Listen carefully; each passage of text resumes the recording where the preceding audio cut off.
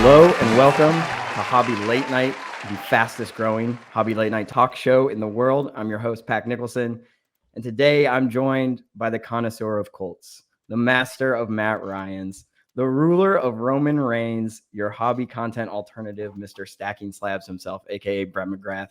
Brett, thank you for joining the show. Thank you for having me. I love doing these during my workday. Typically, this spot is reserved on Mondays for a recording of Stacking Slabs, but my guest this week was unable to do it during the day, and that recording is going to be pushed to the evening. And so I had a little bit of a void. Like, do I really have to spend an extra hour doing actual work? Or can I talk about sports cards? And I was so grateful for the invitation, and I'm excited to chop it up here. Yeah, I mean, I'm always kind of working on sports card stuff during the workday anyways, but this is taking it up a notch for sure to block off that hour on the calendar. First thing I want to check in on is the Indianapolis Colts. Jeff Saturday is now the head coach. Matt Ryan is back under center. And the Colts go on the road and come away with a huge W. So just curious how you're feeling after that win. What's the state of the Colts? Yeah, so I call being a fan and like having absolute fandom, it's more of a sickness than anything else. And I think anyone out there who's watching can relate with that. It's like no matter how bad it gets and no matter how ugly things are, there's always this moment during the week where you take a step back and you brush yourself off and you're just like, I'm ready for Sunday. So I think this season, as an Indianapolis Colts fan, has certainly been like none other. It's the best drama in sports right now. Going into the season, we've played quarterback carousel for a while, and literally after we shipped Carson Wentz to Washington, there was no plan. It was like the owner just didn't want Carson there anymore, and he was like, "Go figure it out." So, because of the whole Deshaun Watson of it all, Matt Ryan became available. And I've always been a big Matt Ryan guy. I think he is last of like this era of quarterbacks. You think about like the Phillip Rivers, Drew Brees, Manning, well, obviously Brady's still playing, but like that, like stand up in the pocket, lead your team. Don't really need mobility, just like gonna sling it. And so I've always admired Matt Ryan, especially post Super Bowl, debacle he had against the Patriots. He's just like a leader. So I was excited to get Matt Ryan in wearing a Colts uniform. And to be honest with you, like the benching of him, it made sense, I guess, at the time. It seemed like the Colts were throwing away the season a little bit. It was like, all right, evaluation mode. Sam Ehlinger did a lot of nice things in the preseason. Our offensive line can't keep Matt Ryan protected. Let's bring in the young kid who's got some mobility and see what he does. Well, flash forward 2 games, all of a sudden, the Colts drop 2, one close one at home, and then the offensive coordinator gets fired, the coach gets fired, and then the update that kind of send ripples throughout, the league was Jeff Saturday's the new head coach, no experience. All of a sudden, you got a week, the media saying he's undeserving, all of this stuff, and then right before the game, I had Twitter pulled up and it was like Matt Ryan's taking snaps with the first team. And it was like, wow, this is quite the circus. And then kind of the rest was history. Colts played one of their best games of the year. Offensive line kept Matt on his feet. He looked very efficient. Jonathan Taylor looked like Jonathan Taylor. The defense has been solid all year, so they sustained, and the Colts win. So you would think like the way it's all played out this year that the Colts were like 0-6 or 0-7, but they're not. They're 4-5-1, which who the hell knows at this point. So it's been a strange year as a fan, but I will say, like, I'm excited about the new energy of the coach, and I'm excited about Matt Ryan playing football again and being the quarterback of the team, because I think the thing is, it's not necessarily him. It's just he's been a victim of a terrible offensive line. So we'll see. There's some games left to be played. On the other side of this, the Colts will be playing the undefeated Philadelphia Eagles, who I know are a very good football team, but crazier things have happened. And so that sickness we have as fans, I'm going to keep the optimism alive until Sunday. I mean, they're in the hunt. That's all you can ask for at this point. And I agreed with you when they benched Ellinger. It felt like Reich just trying to save his job and get anything going. But Matt, to me, had been playing well enough to hold that position. So that's exciting to see that he's back under center and that the line's fired up. I'm sure Jeff Saturday knows how to get an offensive line fired up. I mean, you can't not root for Jeff Saturday, in my opinion, as an outside fan, because he's kind of living. I mean, obviously he has way more experience than the average fan, but kind of, everyone who says, "Oh, I play Madden, I know how to draw up offenses, I know how to do these things." He's kind of like a test case of that. Like, here's a guy with no real coaching experience taking the reins. You got to root for him. He's like the average guy. Yeah, and I think I don't know, like a big thing about the head coaching position in the NFL is like trust and, being the leader, being the motivational guy that the locker room rallies around. And so I think like as he's trying to fly the plane and change the engine at the same time, he has a lot of confidence in his ability to lead men. And so he is doing that, or that's kind of my read on it. He is leaning into his strength there while facilitating responsibility throughout the rest of the staff. And I know the Raiders aren't the best team in the NFL. They've actually had a more terrible year than the Colts, but I don't know, when you've got the entire national media and Bill Cowher getting up and using his platform to basically, throw mud at the decision making, and then on the other side of it, they go on the road and this all happened in a week and win the game. It's like makes you feel good as a fan. So we it's hard to win in the NFL, and so those moments when your team does win, the Mondays are always better, and you just I'm going to hold on to it for as long as I can. To bring it into cards, I enjoyed your anecdote. I think it was on your show where you were talking about going to that Colts game in 2004, Colts Bears, and seeing all the old Bears jerseys, thinking they're living in the past because the product on the field wasn't, great. So that's what we do when the team is bad in real time. I feel like we all kind of go backwards. So I'm just kind of interested in how that on-field, product influences collecting habits and decisions. So just if you could take me through, Ryan benching, Ellinger starting Saturday, has it influenced any purchases? Did you buy Sam Ellinger? Did sell off Matt Ryan? Just kind of like when that's all going on, how does your collection reflect that?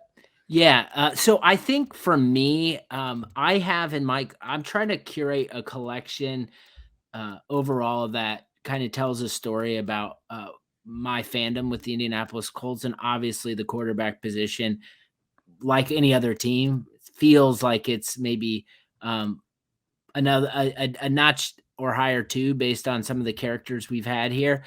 Quarterback has been a primary focus, so big Peyton Manning collector, big Andrew Luck collector. I began to be a Phillip Rivers collector because I hated him, and then all of a sudden, during COVID, when we're all stuck at home, we had an awesome season. He was the quarterback. Bought Carson Wentz, sold Carson Wentz, and so the carousel continues. And then Matt Ryan comes in, and I told myself, it's like, when Matt Ryan starts this thing, like, don't go out and buy a bunch of Matt Ryan. But inevitably, the fandom took over, so I started buying a ton of Matt Ryan cards, and the benching happened. And then I had this moment, and it was like, what do I do? Like, what do I do? Like, I was having so much fun, and this was great. And like, if this is it, like, is this, even though I like Matt Ryan, he's only, a handful of games under center, is like, do I need this? And so I made a decision, and it's been interesting. So my decision was, look at my Matt Ryan PC and cut it in half. Get rid of the cards that you find an area within that PC to get rid of cards where you can kind of take a clean split and say, I've got some Matt Ryan cards, and these cards are going to be really difficult to get again, and then sell off some of the others. And this might tell a little bit about like what kind of a collector I am. A majority of what I ended up selling off were gold prisms of Matt Ryan. I literally almost completed the entire run. And so I decided to sell those off. And I decided to sell those off for a couple reasons. One, I didn't want that much representation at the time, and there's so many things going on in my PC that I could use the funds for. But then on the other side, there's a piece of me. I met so many awesome Matt Ryan collectors throughout this journey. It was like, okay, I'm going to make these available on eBay through auction, and some Matt Ryan collectors are going to be able to get these for, pennies on the dollar for probably what I bought them for. So that was kind of going through my head, but I didn't have this like close the door on collecting Matt Ryan. Well, what happened? So these cards literally, as we're recording this, are set to end on auction on Thursday. Now, this weekend, some other Matt Ryan collector that I had zero idea about, I get a message on Friday night from a buddy, and he says, look at this. Some dude like legitimately like just had 3 or 4 Matt Ryan Finest Superfractors. He had the 2012 Black Finite Matt Ryan Prism. Now, this card was a card nobody thought ever had been pulled in a pack until this randomly became available this weekend. I have the 2013 1 of 1 Black Finite. I did not sell that. I still have that card. And so I freaked out for a minute because it was like, holy cow, like I got to get this card. So I messaged the guy, and then what happened? Of course, I was like moments away from it being sold. So I missed out on it. But then I ended up grabbing these 2 other Matt Ryan Superfractors. I don't have them in hand yet, but I just bought them. And then I'm sitting there watching the game or Twitter, and it's like Matt Ryan starting. And I was like, you've got to be kidding me. So I have these 2 new Superfractors that are coming my way. And then I'm selling my whole gold prism run. And it's just like he started, he won. And it's just like, this is kind of the uncertainty and the joy of collecting sometimes. You really don't know. The punchline of this is like, you can never really time anything. Never just time anything. Just like keep things moving, buy what you like, sell what you can, and just keep things moving. So it's, as a Matt Ryan collector, it's certainly been an interesting week for me, but I'm excited to kind of consolidate my PC, get some pieces that maybe are more significant or will be with me in a longer term. But yeah, it's been a wild ride, and I'm excited. Like I mentioned before, I'm excited that he's back under center, because I think oftentimes it's like so much of the hobby is about buying active players, and most of my collecting isn't active players, but it is nice to have some sort of attachment, especially when my North Star is the Colts collection, and Matt Ryan is obviously the most important player on that team based on his position. So should be fun. Excited to get those cards in hand. I like how you said, like when you saw it, you're like, I have to buy this card, because I wrote that down about Justin Fields. Like it got to the point where over the last couple of weeks, I'm like, I have to have a Justin, like whatever that feeling is when you're like, I see a card, I know it belongs in my collection. I need to bring it home. You start figuring out how it's going to happen, like what needs to sell, what, and it's just funny to hear it, how fast it can be. On one hand, you're selling off half of your Matt Ryans, but then you still see this one of badass card comes up. It's like, oh no, I have to still get that. Like I went into Matt Ryan selling mode, but I just saw 3 Matt Ryan cards I have to buy. So we were talking about this on my show about like, maybe I can't remember if it was on the episode or offline, but it was about, I think we were talking about Fields specifically. And this was before Fields did the craziness of what he's been doing the last couple of weeks. I think you came to the determination of like his prices were too high, which I think observably based on like what he had done, like they are too high. Mm-hmm. Now, like I would imagine, like I haven't looked at Justin Fields cards, and I'm not out trying to buy Justin Fields cards, but I would imagine his performances have sent ripples throughout the community that his cards probably have gone up in price. And now you're saying, okay, now is the time. So like, are you reflecting back on it being like, I should have bought him when he wasn't like the talk of the town? Like what's that been like for you? After the Washington game, like we talked right after the Minnesota game, they lost. Fields looked kind of good. Then they lost to Washington. Fields still looked good. And I was like, all right, I want a Justin Fields card. And so I start to do my research and I'm looking into things. I was like, a couple $100. I just need a badass Justin Fields card. And then the Patriots Monday Night Football game happens and it really starts ramping up. I'm really starting to, figure out what I want. But I rationalized it because his prices are he still was cheaper than Trey Lance, Zach Wilson, Matt. Like he was still the cheapest of the 2021. So when I was doing my research, I'm like, yes, I see his prices are getting up. And over the last, I think his index on Card Letter over the last month is he's up 50 some %. So it is definitely this crazy spike happening. But like, again, the fandom rationalization was this card that I could buy is still cheaper than the Mac Jones version. And I believe in him longer than Mac Jones may, or not longer, but maybe over the next 2 years. And just the Dolphins game. And again, yesterday in Detroit, to me, they won. Like it's Justin Fields looks incredible. He's like doing things I've never seen at the quarterback position as a Bears fan, like not just the runs, but a successful, like superstar type player. Never witnessed that. I don't know how to act. I'm not composed. It's like, it's new territory. And so to me, I'm like, all right, I'm willing to overpay for a couple of these Fields cards just because the moments have been so badass. I feel that connected to it that in 10 years, I like could look at the card and I'll remember that 67-yard touchdown run against the Lions. Like that's what they're like tied together at that point. So that's where I'm going with it right now. I mean, it is like a whole different experience than getting Rex Grossman cards or Jay Cutler cards, because when you're dealing then with like current players, you're also dealing with the mainstream and everyone has eyes on it and everyone's collecting it. So those purchasing experiences are a lot different. When I'm buying Rex Grossman cards, whoever still has Rex Grossman cards and is selling them is probably a Bears fan, early 2000s collector. There's some through line where like an interesting conversation happens and I meet someone and it's like a cool hobby connection because we have similar interests. But when I was shopping around for Fields cards, I had some just like not great experiences of like, oh, this dude just wants as much money as he can get. He does not care about the Bears, does not care about Fields. And it's been interesting to navigate these waters because it's back to like, 2 years ago when I felt like I was buying things and trying to time the market and sell stuff. It's like a little bit of that being back in that world, even though with these Fields cards, I know it's like, I want them for me to just sit in this box because to me, he has earned representation in the box. So yeah, that's where we're at.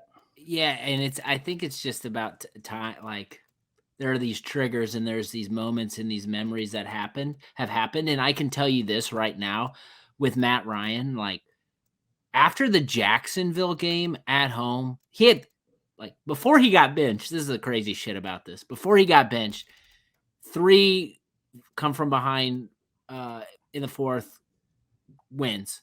One of them was this Jacksonville game I was at, like the touchdown, like they were like right in front of me. And just there was so much like it was awesome. Like just exactly what I envisioned him being on the team. Like, so like then he gets benched and it's like that moment that like that comeback that I was at where he was leading and the team was all fired up. Like that was enough for me. That was enough for me when I was making the decision of saying like I could just get rid of all these Matt Ryan cards because he got benched. But there was something there that I could not escape. I could not let them all go because not only was that moment, but then also like through the transition to Sam, he was there, consummate professional, owning the media. And I was like, this guy is like such a consummate professional. Like I want a piece of like him in my PC. Like I know that. Then all of a sudden he comes back as the quarterback and leads the team to another comeback win. So it's like, I don't know. I understand where you're coming from. Like no matter what happens with Justin Fields from this point forward. I think he's got a pretty bright future, obviously. But even if he didn't, it's those moments of you being a fan that you've witnessed where you're just like, I'm going to watch this video on YouTube 100 times of this run. I'm going to, keep going on Twitter and see it again and again. It's like, those are the things, like if a player or a team or an era is doing that to you, like probably a good time to go like dig into the cards, because to me, anytime I do that, those are the cards that are in my PC that I like literally when you make the decision, like, what do I get rid of or not? Like those are the cards that aren't going anywhere. And that's what I think is the best part about collecting sports cards. Yeah, exactly. Like, I don't know if you're a Harry Potter person. I was as a kid. I'm not like still identifying as a Harry Potter fan, but I was like, cards are, and if you're familiar, like cards are like Horcruxes, where it's like, and the whole thing is him putting pieces of his soul in different things, and that way he lives forever. But like, in a way where I'm watching Justin Fields do these runs while I'm looking at this card that I don't have in hand yet. I'm just looking at the scans of it. And it's like already I can feel like part of me enter that card where it's like, that will forever symbolize this 2-game stretch, like this card, once I get it. When I got back into the hobby in 2019 and started stacking slabs, it was the same year Luck had his retirement. And so, when we get back in the hobby and we're finding our footing and collecting, typically we're buying stuff that we don't like. We're just buying it because we're trying to figure out that part of it and trying to find our footing. And we shed all of this stuff that we don't like and we stick around, and then we end up collecting what we really like. It's the evolution of the modern day collector. We all go through this. And so Luck had retired. I'd see sentiment about like people losing their ass on Luck cards and stuff. And I'd be like, man, I know Luck retired and it sucks, but like I was at the Chiefs game when he came back in the playoffs. And I was at the game when we beat the Packers in his rookie year when so many memories with Luck. And I was like, you know what? Like, I want to make this guy a piece of my collection, but it didn't happen for a while. So I think about that, and I think about where I'm at now buying Andrew Luck cards. And it's like the most fun I'm having, because these cards that were like, $10,000 cards, like now it's like, now I can buy these cards and they're like, maybe $700. And it's like, that to me is like, sometimes like there is like a little bit of patience and that you have to have on stuff.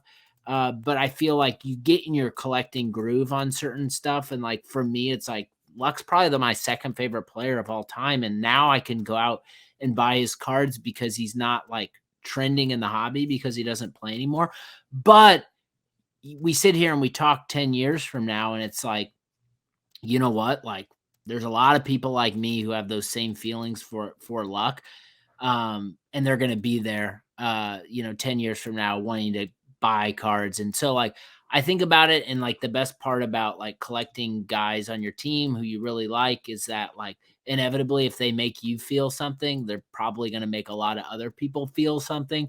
So I don't buy cards to like invest and have them go up. Obviously, I want the cards to go up in my collection, but it's more about the stories that they tell. And so like, that's a lane I've been exploring recently. And it's just like all the things line up where it's just like player, cards rule, price point rules. And it's just like, I can't get enough of like hitting the save searches and like going to try to dig up some of these cards that in 2012, I get messages. People are like, that was the chase card. Like, that brought me back into the hobby. And it's just like funny to hear that now, because the cards, the value isn't there and no one's talking about it. But like me, and there's probably 3 or 4 other guys that I DM regular. Like, we're sitting back there and we're just trying to grab as many as we can. And typically we're fighting each other over them. But I just think it's like one of those things. You just got to let your memories drive your collecting sometime, and do whatever you can to shield out those like outside influences that might kind of hit you off the track from building out the collection that's the most significant to you. Yeah, we've talked a lot about like the team collecting and like the more maybe obscure players, or like early finest years, that era in general. Have you noticed an uptick in popularity in that? And because I like eBay. I have 400 items that I'm watching at all times. Like that stays full. It's how I keep my pulse on the hobby. I have my own personal mini PWCC weekly every night, with like, all right, here are these cards. And I also enjoy it because all of a sudden they'll be like, oh, 10 items ended. And I'll go to look at those and someone just came through and bought 6 hotbox extractors out of 20, or someone just bought out all of these certain things. Or I'm noticing my Chicago Bears gold refractor save search. Like the other day, there were a couple on there. I was like, ooh, and I clicked them. There, it already ended. Like someone had already sniped. I was like, wait a minute. I love talking about this and like sharing this love for a certain era and a certain way of collecting, but also is it bringing on competition? So I'm just wondering, from your perspective, if you've noticed, like, is luck kind of ticking up, or other Colts and things like that?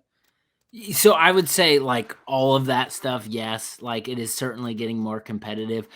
And I talk about this a lot. Like, I never like, because I have a content platform, because I share what I love and share my experience. Like, I never like, my intention isn't like to try to like influence people to do certain things. Like, my motivation is try to inspire people to do certain things. And inevitably, as a part of this, like, people say like, hey man, you were talking about this set and I went and I started to explore it, and man, these things are awesome, and I bought this and this. And that happens to me. Like, I'm in group chats, or there are collectors on Instagram who are building out sets, collections, and I'll be like, damn, like these cards rule. I wonder if my guys are in this. And then I'll just explore. So yeah, it's a blessing and it's a curse. It's like the more you talk about it, people like, here's one.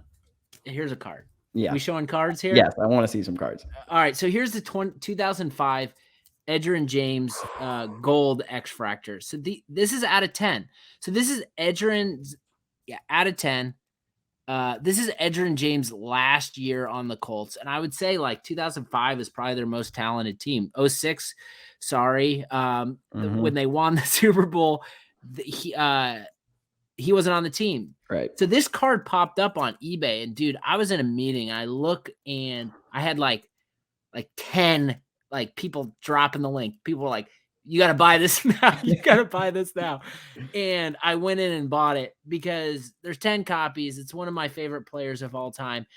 And I'm a finest simp. And this is a card that I'm never going to get a chance at again. So of course, after I get it, I'm like, this is amazing. I take the photo. I'm like, look at my mail day. And then everyone else is like, people are like, oh, check out mine, or man, this has inspired me to go look. And so I don't know, like, ever since the Mahomes Brady Super Bowl, I pretty much dedicated, like, when I talk about collecting, a majority of the time it's from a football perspective.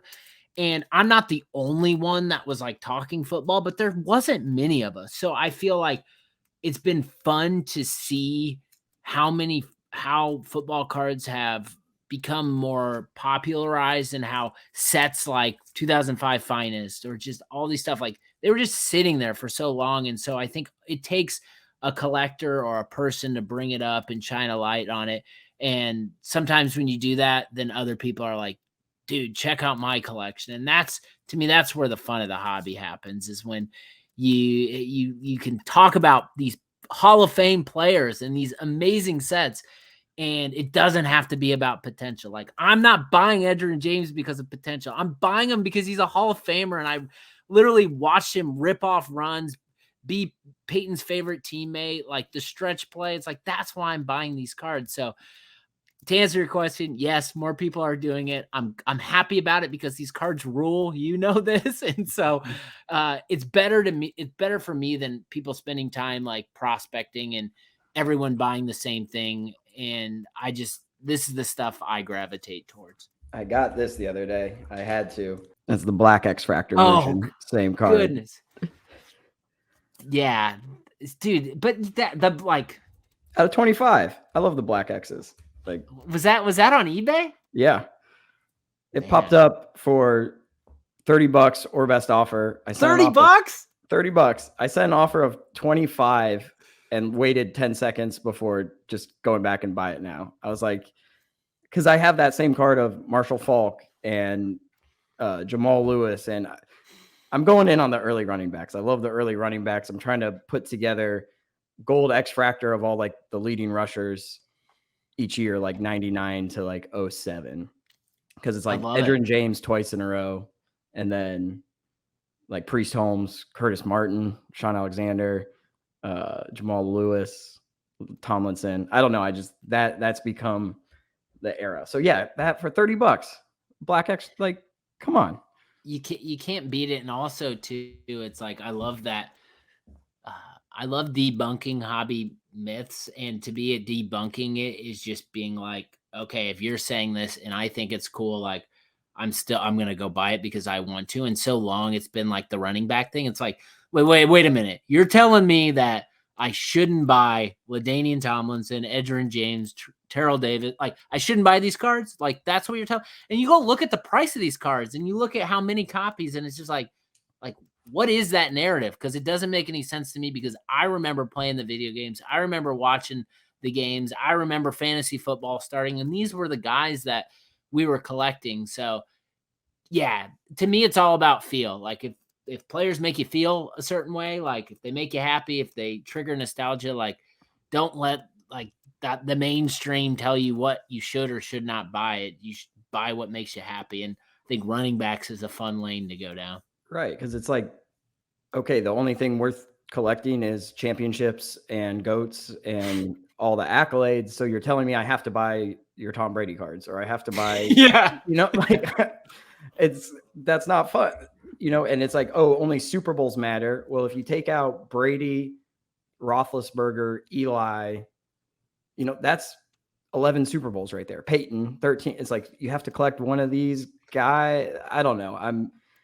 I'm very much of the belief, like, if you were an all pro, if we're Pro Bowl, or you just had a badass season, it's worth collecting for that one badass season. Just, I want to remember that. Like Priest Holmes, again, I just keep buying Priest Holmes cards because I'm obsessed with Chiefs Priest Holmes from 2002 to 2004, like that run. And I just want to immortalize it. So, and again, as long as they're this cheap, I will keep buying them up.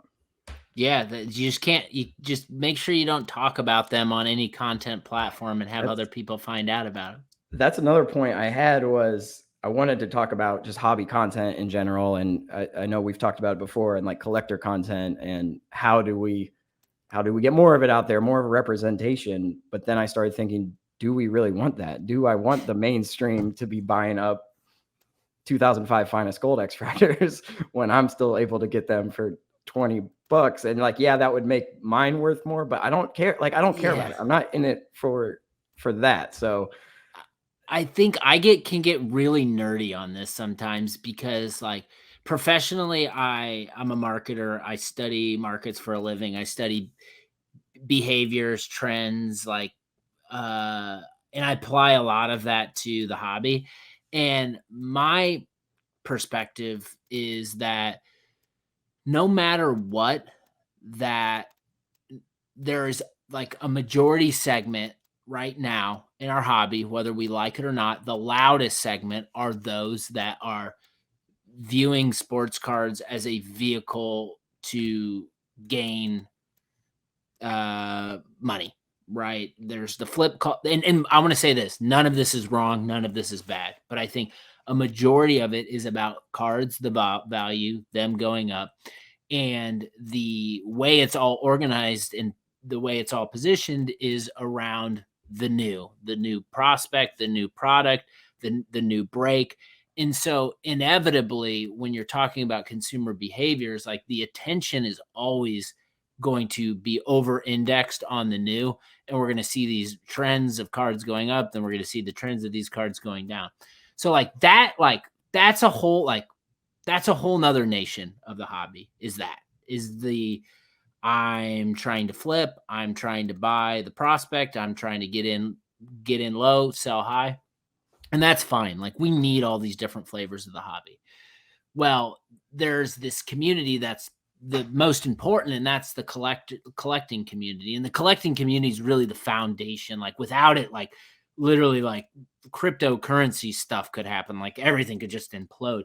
But the fact that sports cards haven't happened, that hasn't happened to sports cards, is because like there's an established foundation. And I think with that established foundation, that group is not the loudest. Oftentimes, many of them, you don't even know about them, but they're out there buying cards because they're trying to build out the collections for themselves.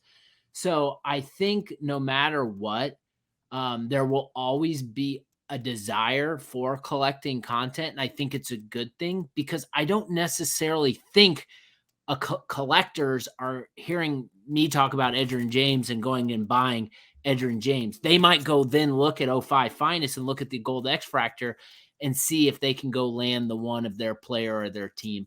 That's kind of how I've been having hundreds of hours of conversations with collectors, investors, flippers over the last almost 3 years. Like that's kind of what I've boiled it down to. So like I want there to be more collector content. I want to hear people's experiences. I want to hear what they're building. I want to hear about sets I might not know about. And so I don't necessarily think that by there being more collector content, that will affect me trying to get the cards I want. But I do think the positive is that it can help balance out kind of all of the noise that's being made on like the mainstream, like buy low, sell high content platforms that make up a majority of the hobby right now. Yeah, I was thinking about that just in terms of like the sensationalism of some of the content, like $20,000 spending challenge, and like the YouTube thumbnails I'm talking about. And I started a post of just I want to make a bunch of thumbnails of what my content would be. It'd be like $26 mail day, like 4 cards, or just like how do you compete with that? How do you compete with? I'm looking at these thumbnails of what the popular hobby videos are, and it's all just giant dollar amounts or chase cards, and you just can't compete with the new in that sense.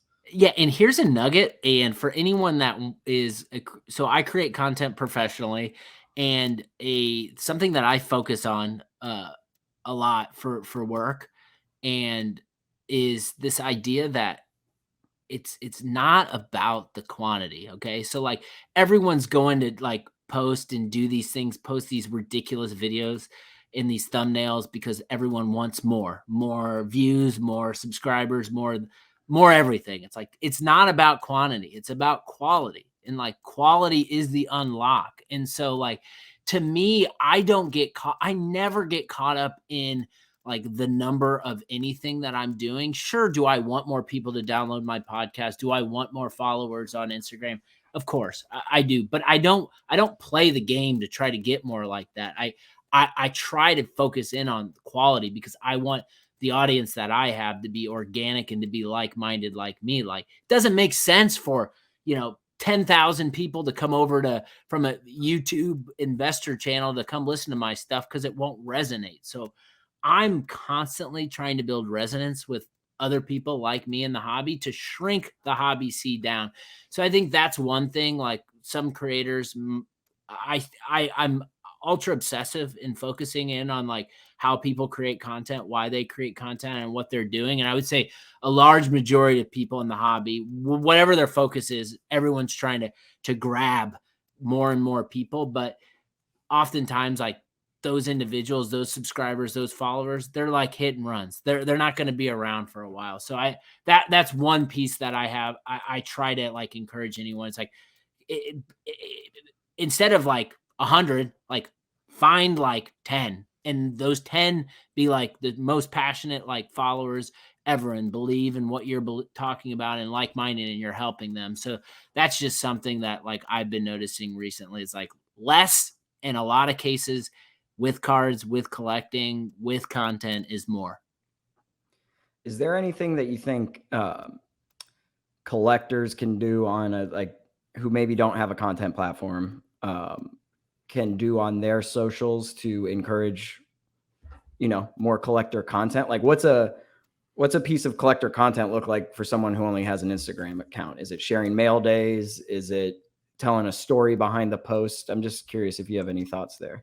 Yeah, so mine has always been about just sharing experience because I think everyone's looking to gain insight from other people's experiences. So, mail days, posting your cards, like hitting your stories, talking about losing cards, talking about winning cards, talking about the pursuit of cards, like just sharing those nuggets. Like, we're all creators. If we have an Instagram handle, like, you don't need a podcast, you don't need a YouTube channel. Like, as long as you have an Instagram, Twitter, whatever it is, like you should be considered a creator. And so, like, one of the trends I've been a big fan of, and I try to openly talk about it and participate them, is these collector showcases. So I was in one last week hosted by Drake's PC, and it was like a group of wrestling card collectors, and it was like our top 10 wrestling cards. It's like there, then you meet other people that are collecting like you that you might not follow, but it's like that piece of content. It's just like people literally, like, not trying to push their cards or not trying to get other people to buy their cards, but they're telling stories about, like,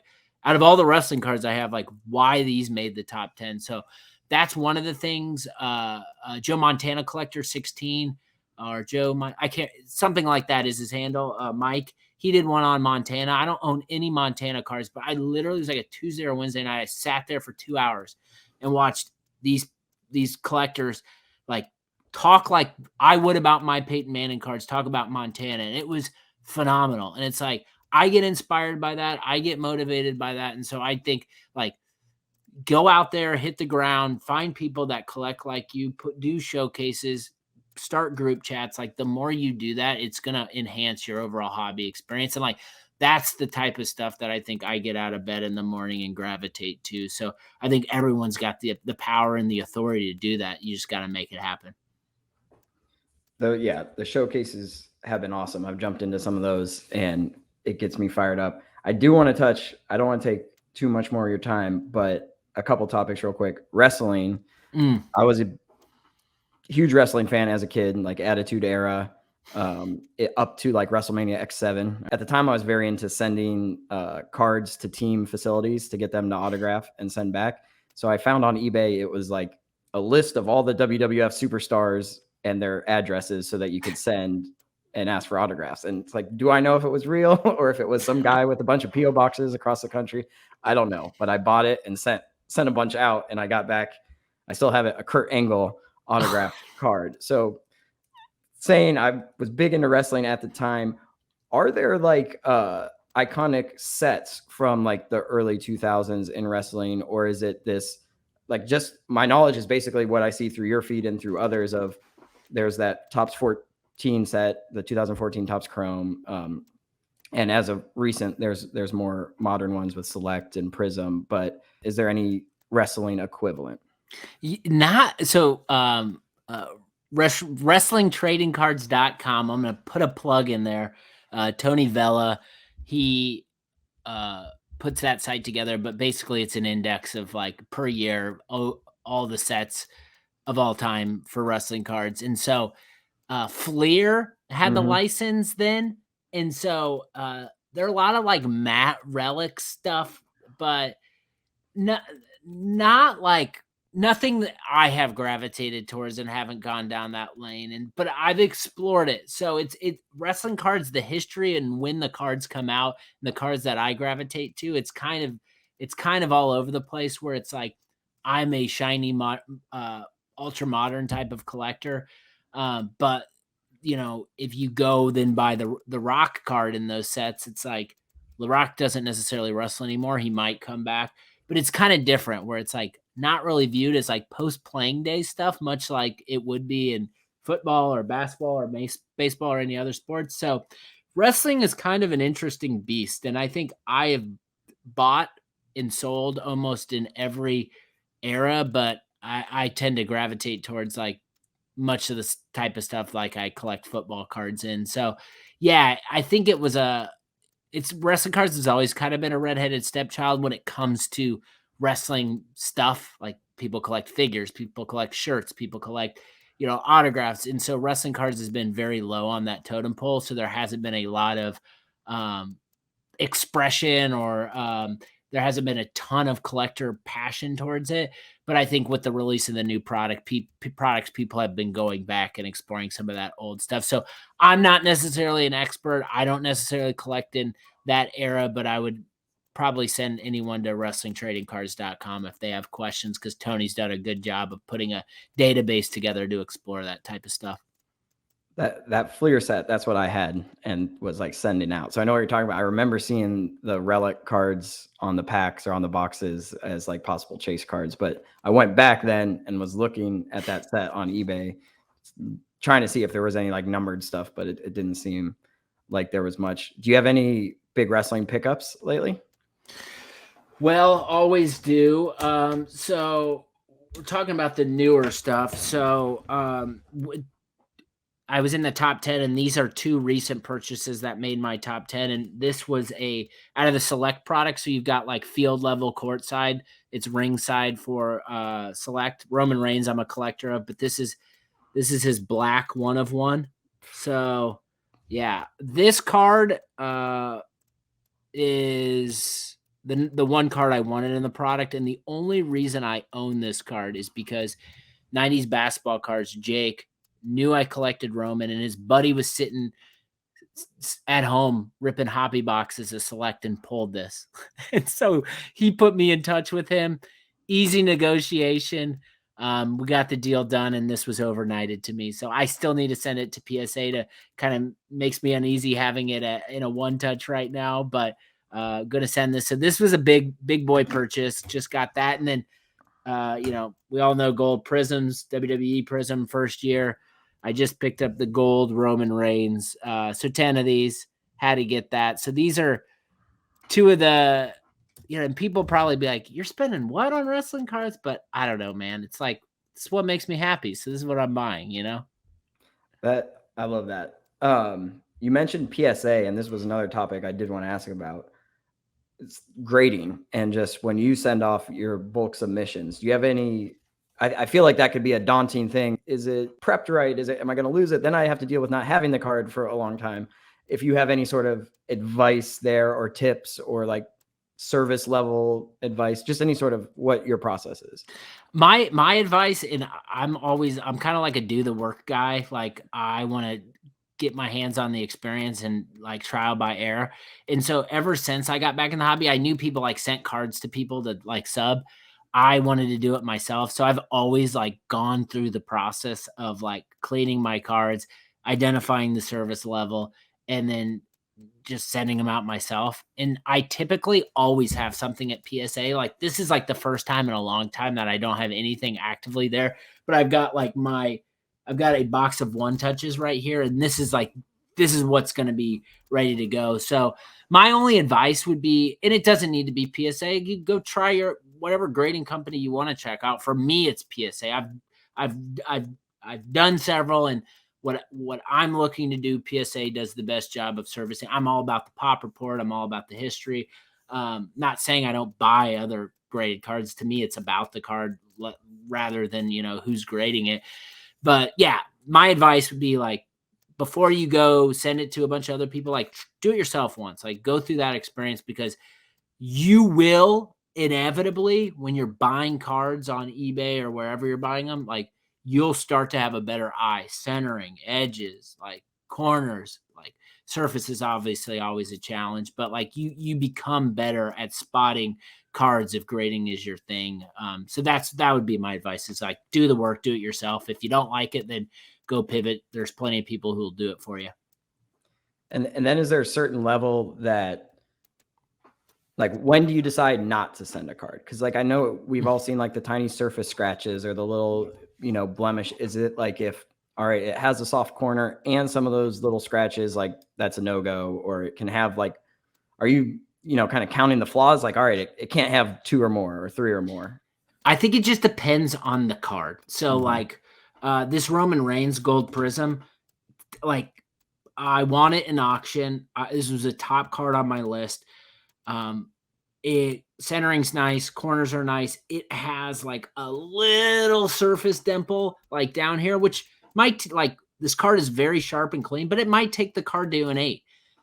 But I don't care. Like there's 10 copies of this card. I just wanted a PSA holder. So I think it's situational. Like, and I know I don't pay a ton of attention to it, but I know PSA's opened up some service levels. So like my recommendation would be like, if you're not dying to get the cards back, like start cheap, go through the experience, and then you will be at, like, if your value of your card is a certain threshold, you will have to pay the money, but you'll get the card back quicker. So don't lie about that stuff because you'll be upcharged. Just go through the process and do it. So that's kind of my feedback there.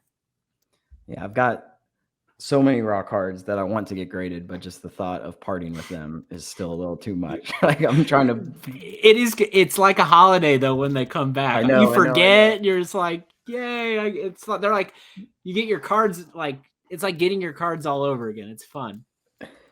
And then just the last topic I wanted to talk about real quick.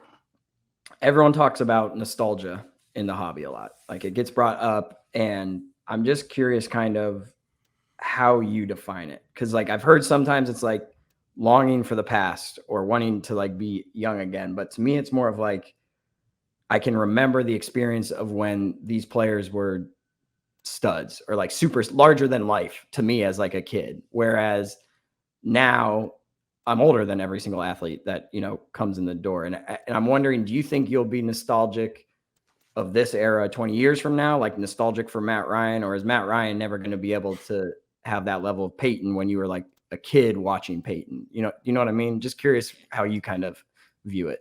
So I have nostalgia right now for Andrew Luck, and he retired in 2019. So like like sick stuff, like rewatching games. And to me, I call that nostalgia. So I just think it's like anything from the past that makes you feel something and inspires you something. And when that is taking over, and it's just like it's a force, and I think it'll always be there. And I don't think it's just being a kid thing. I think the kid stuff is maybe amplified just because we're very fond of like our youth in that era of life. But I could see like whoever the quarterback is for the Colts next, like when I'm sending my daughter to college and I think about that player, like I'm probably going to have nostalgia for them. So I think nostalgia is always going on, and I don't think it's exclusive to any certain period in our lives, and I think we should embrace it because it makes collecting a lot more fun. Yeah, because I was thinking, I was like, I don't think I could be nostalgic of these modern players. I view them as my peers or younger than me, but already with Justin Fields, I'm like, whatever this connection is that I have emotionally right now, I will remember this feeling 20 years from now. And well, yeah, man, I don't want to take up too much of your time. Thank you so much for joining the show. Throughout this video, I'm probably just going to post tons of pictures of your cards so that it's visually stimulating. Because that's another thing, trying to figure out like video content in the hobby. Like, what is like the going to the show version of collector content, or I don't know, like what is that faster collector content? To me, it still seems like the main collector content is podcasts and awesome Instagram posts, but still trying to figure out what could be those, like, what's a fun 10-minute collector video, or this is just me rambling now thinking of content ideas, but no, there's a lot of opportunity. And I've been thinking about this. I think it's worth exploring what that is, because I think there's anything to stand out and separate from like the same that's happening, the same cycles, I think is a good thing. So I think the more you think about that, like you should just go try it and do it, because stuff will stick. I've been thinking a lot about that just in terms of like stacking slabs and how I can better promote the cards that I'm talking about in different ways. Yeah. All right, Brett. Appreciate your time, man. Thank you so much. Thank you, brother.